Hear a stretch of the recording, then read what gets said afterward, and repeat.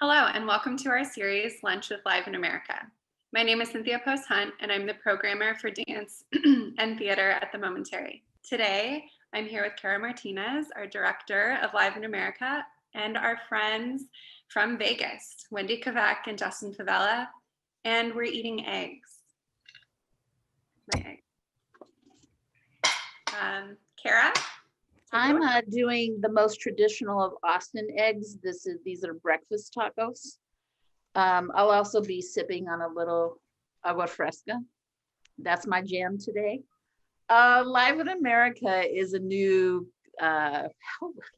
live performance research and festival project that we've been working on for a few years now.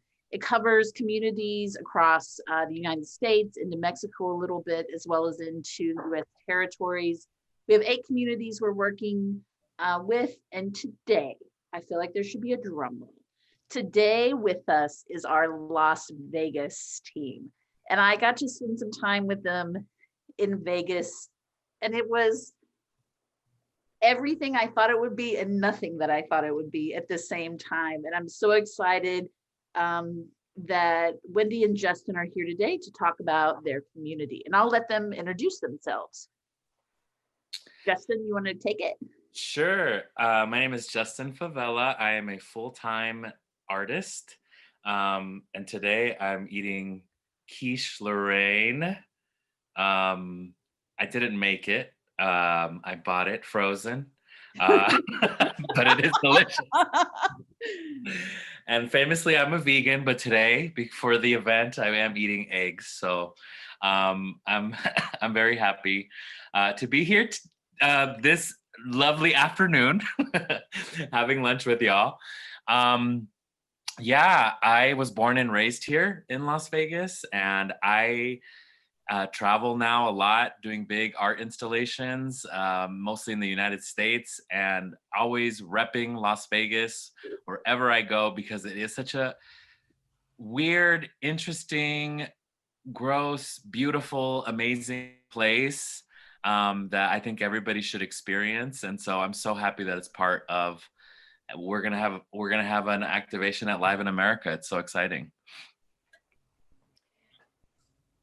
And hi, I'm Wendy Kveck, and I'm an artist. I have a studio in downtown Las Vegas. I've lived and worked in downtown Las Vegas since 2001. I'm also an artist, or I'm also an educator, an arts educator, and a curator and a community organizer. And I'm also, really excited to be here and be part of the Live in America project and to be working with Justin. I think we've known each other for about 15 years now, and really grateful for the opportunity to be able to highlight the work, the really amazing work of Las Vegas artists and performance in Las Vegas. So we always start each lunch with the same question. And there are radically different answers from all different kinds of positionalities, which I love. And that is just like, what does America mean to you? Justin, you want to take this one? Oh, girl. Girl.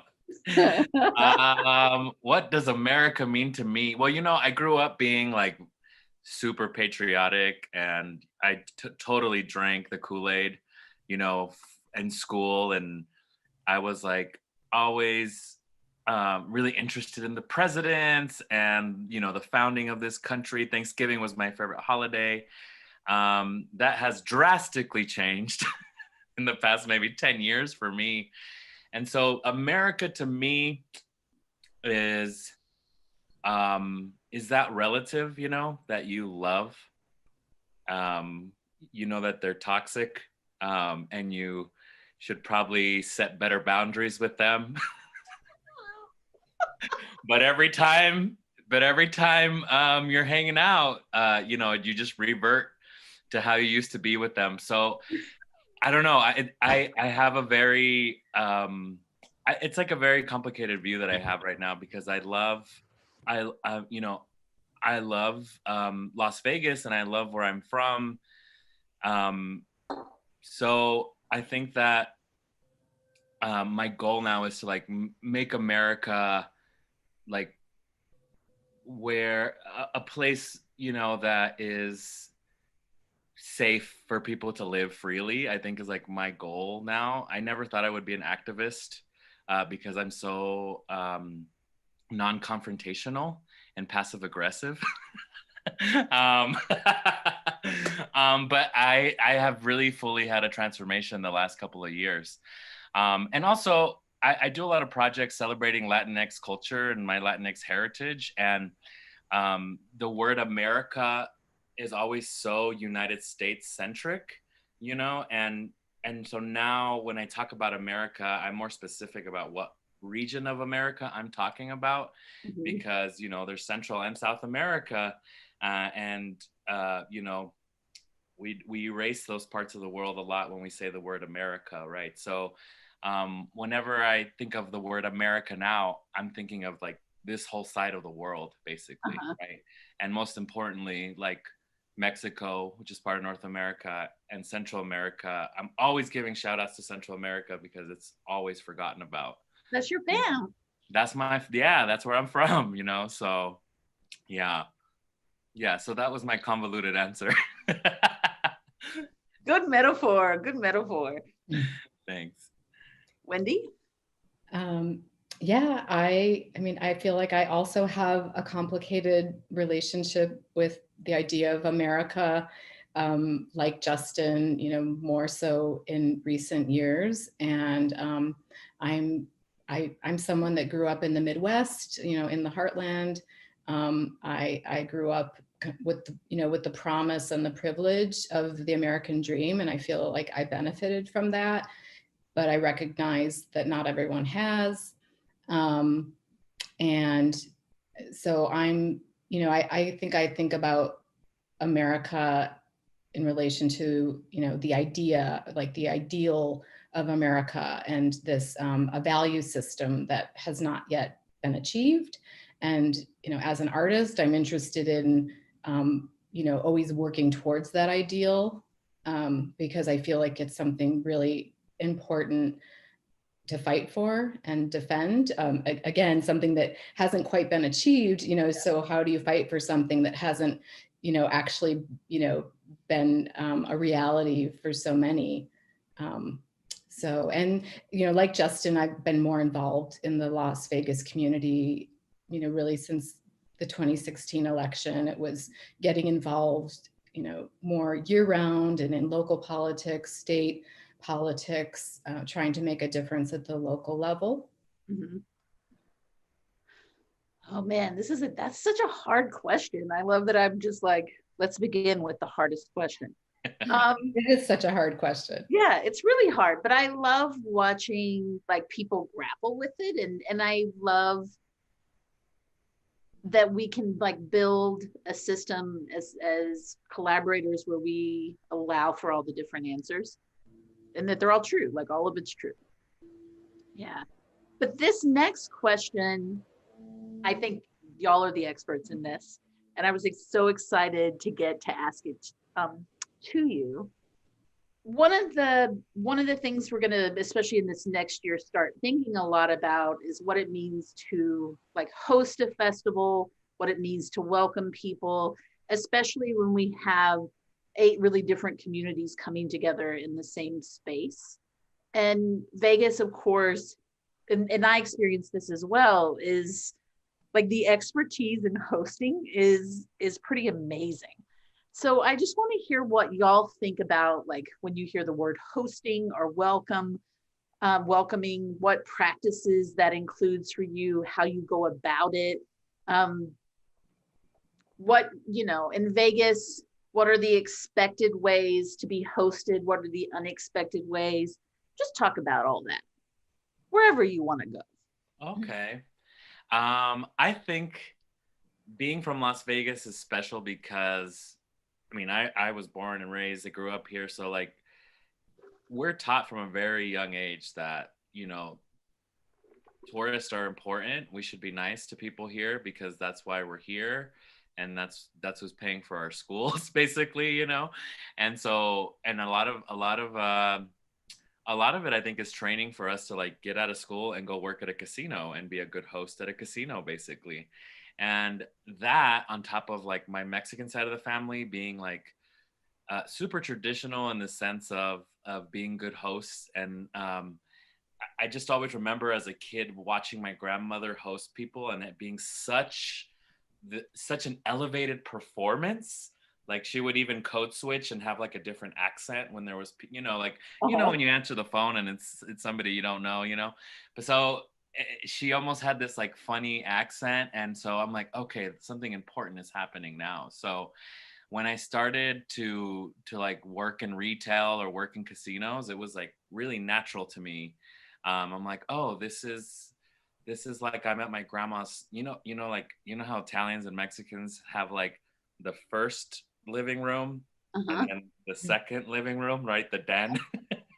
Like you're not allowed to sit in the first one, only the guests are. And so that's kind of like the vibe in Las Vegas and the casinos too, like, all right, people walk in, you have to make sure they feel welcome, right? And you let them see the best part of your house. You let them see the best part of your casino, right? So these values, I feel like, have been so ingrained in me, and I think in a very positive way, because now when I travel, for example, I was just in Texas.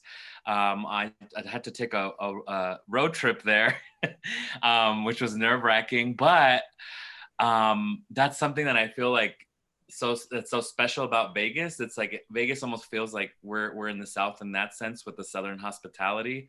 Like my friends in Texas are like, aren't people so nice in Texas? I'm like, I guess they're the same as they are here in Las Vegas, And so, I mean, as far as the way we treat people, I feel like hospitality is a huge deal, and hosting people here in Vegas, just physically.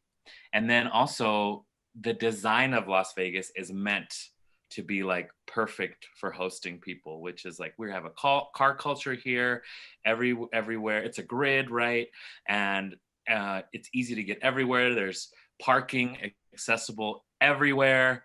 And then when it comes to like the architecture and the wayfinding, if you really pay attention, I think I was trying to show you that when you came, Carra, like you can tell where the casino wants you to hang out and where they don't want you to hang out based on the lighting, based on the way that they treat the floors, and based on like where the food is, right? And so I wanted to bring that sensibility to Live in America. Like this is something that we just know about and that we interact with every day here in Las Vegas. So it's something interesting. And I mean, Northwest Arkansas, I've been there a few times, and it actually reminds me of Las Vegas a lot, in the sense that there's basically a Taco Bell at every exit on the freeway, which is really nice. But also, like, the little town square they have in Bentonville, chef's kiss. It's like, is this real?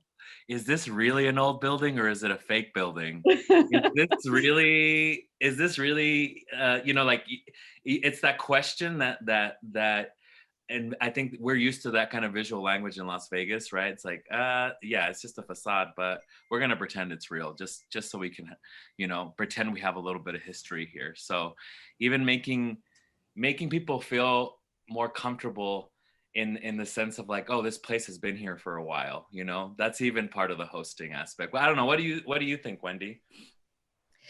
I mean, I definitely like have like a similar relationship with my family in hosting. My mother, I feel like, was kind of like the ultimate host. And so I feel like, watching the way that she planned parties and gatherings and prepared food is something, that I can relate to, that sounds similar to what you're talking about. And then Las Vegas, we moved to Las Vegas to open a restaurant, to help our friends open a restaurant, which was one of the first kind of independent businesses, small businesses, independent restaurants off the Strip. And so we learned a lot about hosting through that restaurant experience, and really, through Las Vegas, you know, the food and beverage service industry, which my husband is part of too. So whether it's fine dining or any dining experience, it's like creating an experience for someone, making them feel welcome. And, you know, at Rosemary's restaurant that we were part of, you know, there was always like a story behind the food as well, like a story behind the recipe, the relationship of the recipe to the chef, or a relationship to, you know, like a friend of the family. And so, you know, that's something that I think a lot about, like hosting is, you know, that you're creating an experience for someone. And a memory as well. Like, so you're creating memories. And so thinking about Las Vegas, you know, as somewhere that, you know, as a tourist economy, you know, that's also a goal. And with the arts community, I feel like our arts community is very generous and welcoming too. So I felt really welcomed when I moved downtown, you know, started volunteering at the Contemporary Arts Center. Aww. Hey. It was one of a Las Vegas nonprofit arts, contemporary art space. And, you know, so I felt really welcomed, you know, through downtown arts community, CAC, UNLV. And I feel like artists have like continued that tradition of welcoming other artists when they move to town or where they're coming through to visit. So I think that's another really kind of important part of this community. And I don't know if it's because we're still like a smaller community and we're really, you know, hungry for those connections, or if it has to do with, again, like the Las Vegas hosting. I think it's a combo of both, honestly, because, you know, it's a transient town a lot of times. And so when an artist shows up, we're just like, yes, please stay here. We're nice. We promise. We're nice. Yeah. I mean, we have major going away parties for artists that we love when they move away, you know? And so when somebody new comes to town, like Justin said, we're like really excited. Yeah. Yeah. And then going back to your hosting, I will say, I just want to let it be known that Wendy is one of the best party hosts in the biz out there. You better believe there's always good music. There's always a signature cocktail, and the lighting is correct at her house parties. Okay. Okay. So my mother gets some of the credit, but Mike definitely gets a lot of credit there. Yeah. The thing I was like, one of the things I was most taken by, and we can get into this, beyond the natural landscape being like just stunningly beautiful, was how kind, like that kindness was returned with even more kindness. So if I was kind at the rental counter, then I got upgraded. At the hotel, I got upgraded in a corner room. And like even hanging out with y'all's friends and thinking about, you know, it was very like 2 or 3 in the morning and we're sitting around the bar, and how kind they were to give that energy and attention and fun to someone who was a stranger to them. Just kindness everywhere. I was wondering, so Justin, you were talking about kind of like the front and back living room, right? Like, and I'm wondering if maybe we could talk a little bit about how, I mean, and I think you both already kind of got there, but how the hosting has kind of like infiltrated your own work, and also in like this project, and thinking about how the like kind of connecting it to this other question that we had discussed, which is like thinking about people coming from the outside and coming to Vegas and only seeing like certain, you know, like what Vegas presents, and then like what's behind the door, like what's hidden, like what are we missing when we go to Vegas? So kind of that's like a lot of question, but. Yeah, actually, I've been thinking about this a lot, and I think most of my work is about that. Like my work as a visual artist, most of my work is about surface, about facade, and me covering something up. And by covering something up, I feel like I'm actually revealing what it truly is. And I feel like a lot of people see a facade as something that's not genuine, you know, that's not real. But in Las Vegas, most of the time the facade is the reality.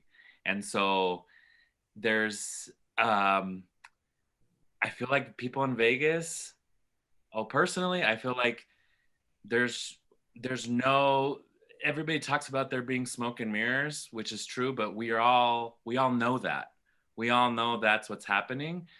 So I think that definitely carries on into my work, because there's like this front of the house, back of the house mentality that we all got, and just reality that we all live in, and that I'm really interested in. So for example, with my artwork and my concepts, I'm always trying to like dig into museum archives. I like going to the back of the house and like really seeing how things go.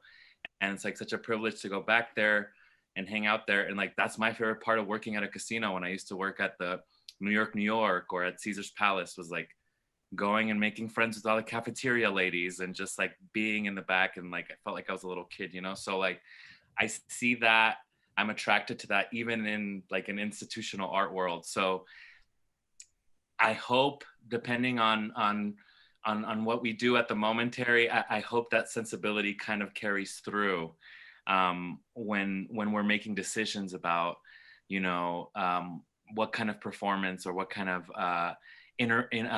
interruption or intervention or installation, you know, we're gonna do. Because I personally really like to highlight, you know, either spaces or just, you know, even interior architecture in a museum that you would never really pay attention to, you know?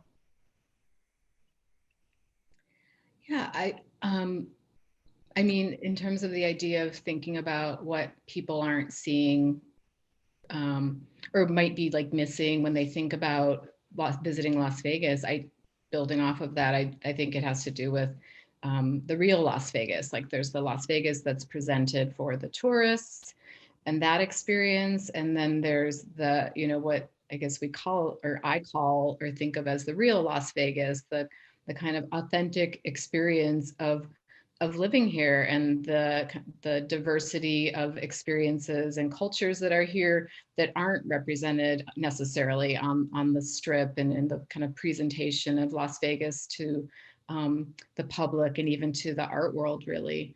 So I think that's an important part, you know, whether it's, you know, bringing people around to independent businesses and small businesses, like, you know, a bookshop, or bringing them to Red Rock Canyon or out to the desert.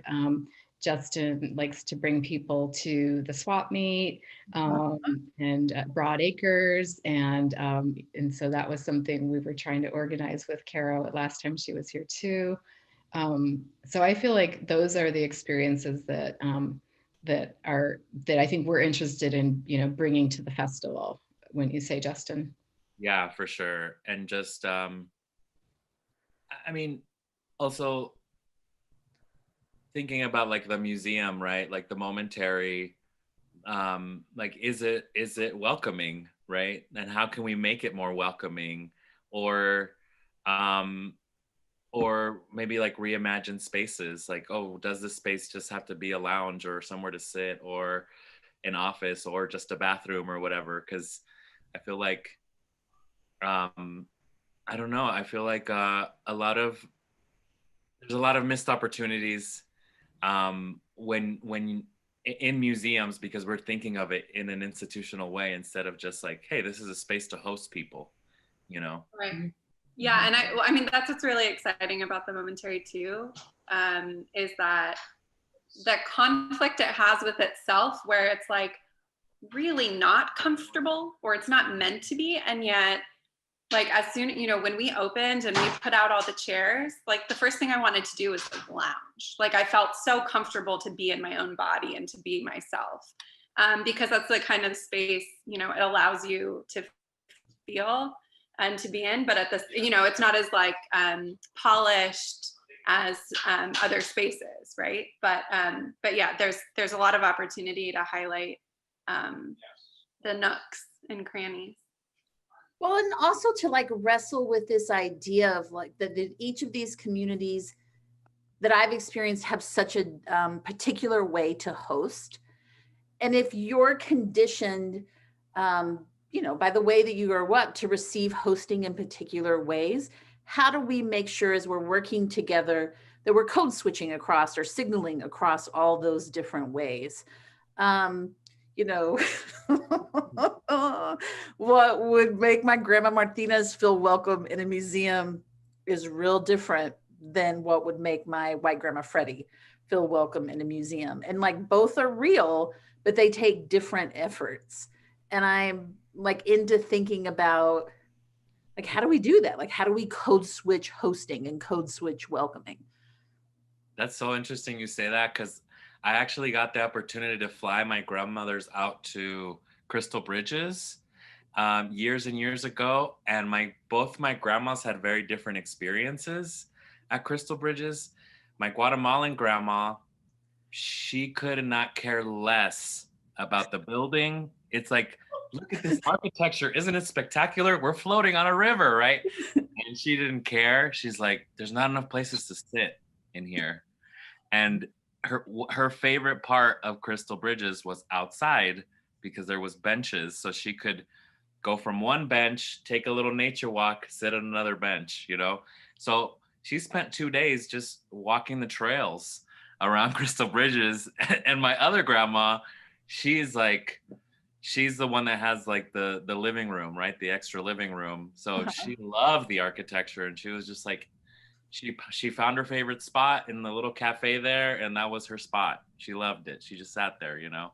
So it was really interesting to see how my family members had very different experiences in the exact same place, you know? We need to get some benches. I'm just gonna write this. Yeah, right. More benches. More benches. Can we airbrush them? Can we make sure there's airbrush on them? We have a dream of so much airbrush being involved in whatever we're doing. Oh my gosh. Okay, one of my uncles is really good at like faux marble. He did all the faux marble at the Caesar's Palace. Maybe we can get that going. We get a faux marble bench. Yeah. That actually would be kind of cool. Okay, we're like, but like to put in the Vegas, whatever happens, moment performance installation, some nice faux marble. Yeah, I'll call my Tio Santos, no problem. Yeah, we're family here.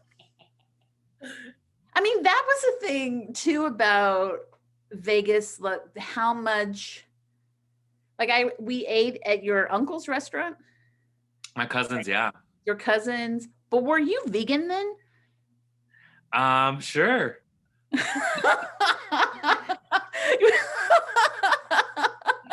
Maybe not, because you were in town, so it was like a special occasion. Oh yeah, thank you. Yeah. Thank you. Do you remember what I ate? I don't remember what I ate. I ate something where Coca-Cola was involved. You had carnitas a la Coca-Cola. Yeah. Which is pork that's marinated in Coca-Cola, and then they put a sauce on it. It's so good. It's so good. Yeah. I don't remember what you had. Shout out to Lindo, Michoacan. I think I usually have the chile rellenos there. Yeah, that they're sounds like, right. yeah, that's my favorite. But like we were your multiple relative spaces, and then like meeting y'all's friends and former colleagues and former students who just have this like very long lifeline, like with one another. There wasn't, well, yeah, like your history with one another was really deep, and you were, and it was important that like when y'all would introduce me and also introduce that history, which felt a little different than other places as well. I do that a lot. Yeah. Or maybe we do that here. What do you think, Wendy? Because I'm always like, I haven't embarrassed Wendy yet, but I'm like, this is Wendy. She was my first art teacher in college. I love her so much. But yeah, I feel like that was one thing, like the art community, like Wendy said, is so welcoming here that as soon as I took Wendy's class, I was connected to this group of amazing people that immediately took me in. And I feel like a lot of us from those days everybody still kind of has those bonds, you know, and it's really cool. Yeah, and I feel like a lot of that, you know, came out of UNLV. the graduate and the undergraduate connections and, just relationships, and then extends into the Las Vegas community, because a lot of the MFAs and BFAs and BAs go on to do either different kinds of artist run projects and kind of expand the arts community, and then also, connect with the broader arts community too. Mhm. And that was like an important learning point for me, y'all's connection. When we were trying to figure out for months and months how to organize Live in America and what it meant to sort of create a facilitation process. And Justin, like, we'd already known each other and made some piñatas and goofed off. And you're saying to me, hey, I want to work with Wendy. And it was this real eye-opening moment for me to think about, oh yeah, community works in, this isn't just like who has ever worked as a curator before, but like, how does a community form itself? And we need to make sure as we're creating relationships that we're letting those bonds hold, and that we're not breaking them just so that everything has the same template across every different community. And y'all's relationship really cemented that idea for me. It was like, oh, I wasn't thinking in that way, and you taught me to think in that way. Yeah, because when we first started talking about this, it feels like years ago at this point. It may have been years ago. Time is not, doesn't matter anymore. But I was just thinking like, literally thinking, what would Wendy do in this situation? And then I'm like, oh my gosh, there's so many artists. What can I do? Wendy has this great website, Settlers and Nomads. I was like, went on there and I'm like, wait, why am I, Wendy just needs to be a part of this. I want to see if you want to do it. So, and Wendy talked about it a little bit, but I think I learned a lot of my like organizing skills as far as networking or having connections with people and documentation of events and people through Wendy's projects and the way that she kind of holds space and moves in Vegas, for sure. Yeah, it's a learning moment for me that y'all taught me. It was great. Well, thank you. And it's a reciprocal learning experience, I would say, in terms of the way that Justin has really, I don't know, I feel like you've really kind of expanded Las Vegas and connected Las Vegas with arts communities from outside Las Vegas through your podcasts, Latinos Who Lunch and Art People podcast, and just the energy you bring to this community as well. So yeah. I'm really excited to be working on this together. I think it's like the first project that we've worked on together, and we've collaborated on some other projects, I guess, but not something of this scale. So look, we just get those foam marble benches. We're ready. I know. Yeah. I also know a guy that does really good fake hieroglyphics if you're interested, or if you want some clown murals. No, let's say no to clown murals. Although I will say those hours spent in Circus really awakened, really made me rethink clowns. Yes. And I want to say too, I feel like, thinking about, the idea of performance in Las Vegas, like I'm so excited that Adriana Chavez and Heidi Ryder are going to be part of this. They're like female clowns. And I feel like it's such an interesting and like kind of exciting kind of character or persona to like, place within Las Vegas, or to kind of interject into Las Vegas in terms of this female performance in contrast to the kind of history or idea of representations of women in Las Vegas. Yeah, for sure. Yeah, because the representation of women is a very interesting topic, because like in the very same space there could be like a female clown and then like a strip club and then a giant billboard for an escort service, like literally right there. Like it's It's kind of shocking to people, I think, when they come here, and to us, we don't even see it anymore, which is really interesting. And going back to that night at Circus, I have to say that was probably the funnest time I've ever had at Circus in my whole life. I had no idea Wendy was just as competitive as I was at the midway at the games. So I'm like, all right, I got my partner in crime. Let's get in. Let's play tic-tac-toe. Let's get that. Remember that chicken in the pot game? Oh, it's so good. That was fun. I had to have that lady cheat for me to win my unicorn. People are so nice. She was like, we're gonna have to, this one needs some help. That was really fun. Circus acts. That was great. Yeah. Right. Dog And drinking water. I mean, that's, I think, a thing that y'all were coaching explicitly while I was in Vegas, was like how to look micro and macro and switch back and forth. And like how we're at Circus. If you're nice to this woman, she's going to cheat for you and you'll get your stuffed animal. Now let's watch a circus act. Now, like, look at the carpet. Like, it was just this constant in and out of like understanding Vegas in that way. Or let's go out to the desert. This pulls it back even more. Let's go walk a bridge that's going to make you vomit. Like all the things. That was fun. Yeah, that for bridge, you. it got you. It got you, gal. It got me. Oh, it got me. Yeah, there's this huge bridge over the Hoover Dam. Have you been on that bridge yet, Wendy? I haven't been on that bridge yet. So high up. You have no idea. No, he's full of lies. Don't get on it. It's scary. Okay. Were you scared? Oh yeah, I freaked out big time. We were trying to just make it to the halfway point and then walk back, and Carra was just like, I can't do it. I'm like, all right. Yeah, and Justin was like, it's because your body can feel the bridge moving as the cars vibrate it. It was like, that explanation, while science, does not help me emotionally. Right. Well, on the note of vomiting, I don't know.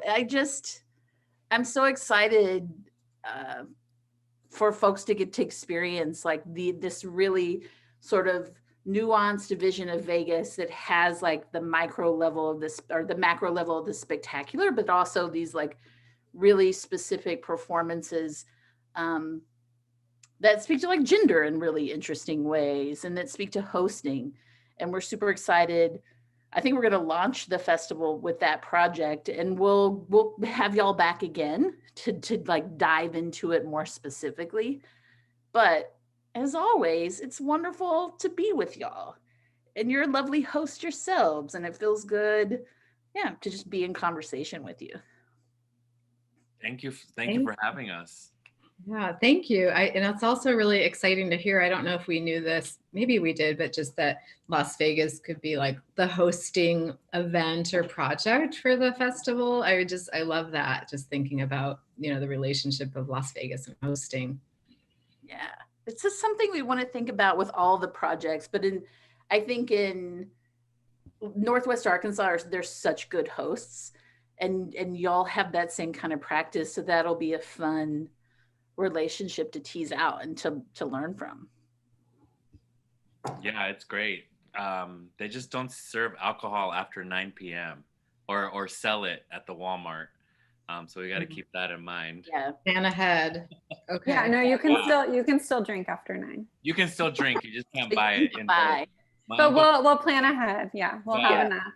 I'll put that after more. We'll stock your fridge before you get here. Thank you.